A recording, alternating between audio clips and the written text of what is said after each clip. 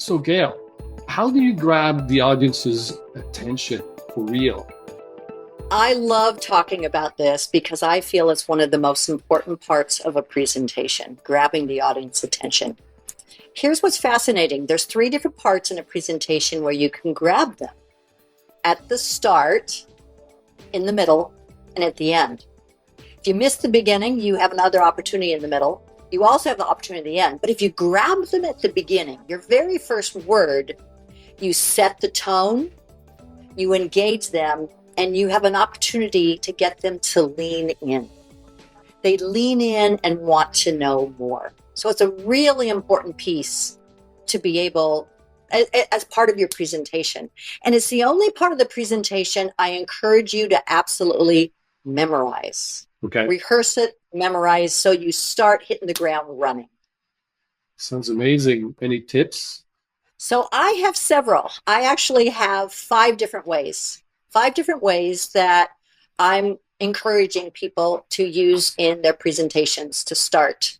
It's called a hot start, meaning you start engaging from the very beginning. Now, most people, the most common opening to a presentation is, "Hello, my name is Gail Green, and I'm here to talk to you about presentation tips." All of that is kind of rhetoric. People are just they're fidgeting in their seat. It doesn't pull them in. I encourage you to start with a hot start. And then after, if you need to say your name, you go ahead and say your name after you've started. Okay. Makes sense. But let me give you several. Yeah. Let me give you several ways that you can actually do that. Okay. One is with a current piece of news, a news factoid. Whatever you do in your hot start, however, it has to tie to your message. That's why just a joke at the beginning it relaxes your audience, but it doesn't necessarily tie into what you're saying. These need to tie in.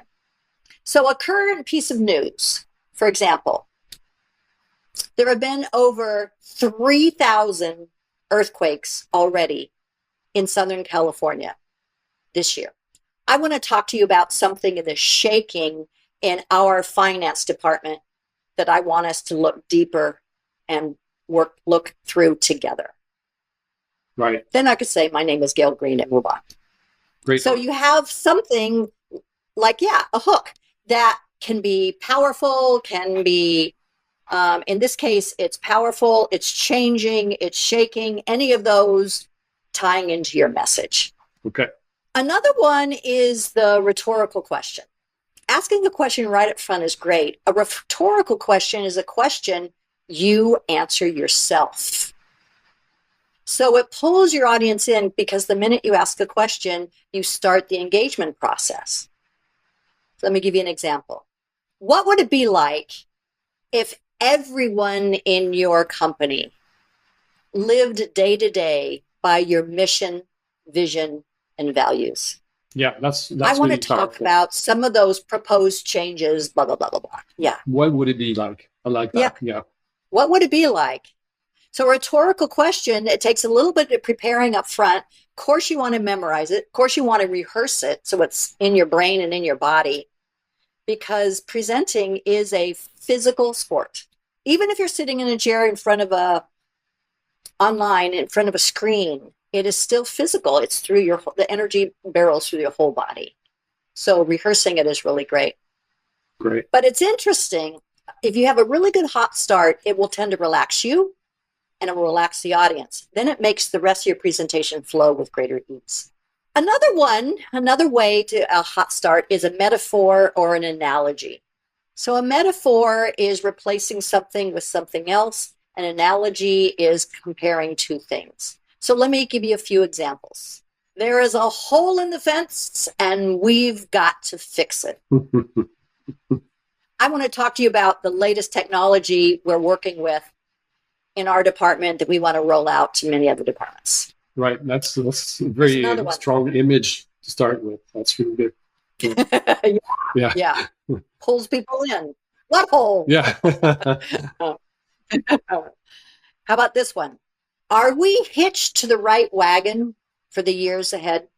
Let's talk about some of the changes we've been making that will now impact our distribution, our warehousing, and all the way to the front line. And all your examples so far, there's a pause after the question or the news item.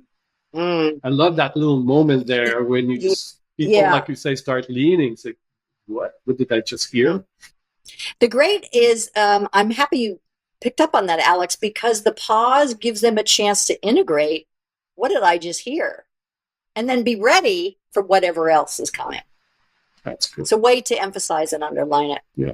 Another way is with a quote. And this is for people who are not used to doing some of these others. It's a great way to start. Often people use quotes in their presentation. I encourage people to have a good, simple one up front, but you've got to memorize it and you got to rehearse it. So here's a real simple one. People join companies. People leave managers. I want to talk today about the ways we are rolling out our leadership development training throughout all areas of the organization so that we all are working with alignment towards greater productivity. So Gail, are you saying don't even mention your first name to start with? You go straight for... You don't start with your name. You don't start with your name. They're going to expect it. They're going to lean in all the more because you're not starting with your name. You're starting with something that's like, wow. And then after you can say your name. So say something powerful, pull them in, link it to the message, and then say your name. Great. And I have one more. And this may be the most scary for some, most of a reach for some, but that is to start with a prop, which may even be you. So you could be the prop, or you can have a prop. If it's a product you're wanting to get people on board with, here it is. If it's a spreadsheet you want people to work with, here it is. If it's something novel and new, it might be you standing on one foot, doing a wheel, maybe wagging a flag. It's something to grab attention that this is new, different, changing.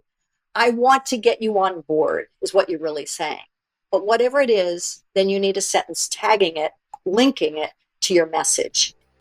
And with all of these, I really encourage you to memorize, rehearse, and it will relax you, it will relax your audience, and then before you know, you're into the body and having a great time. Having a great time presenting. Awesome. That's super useful. Thank you, Gail. And by the way, I invite people to check out your introduction video at the top of your homepage, because there's a really good hook that starts the video.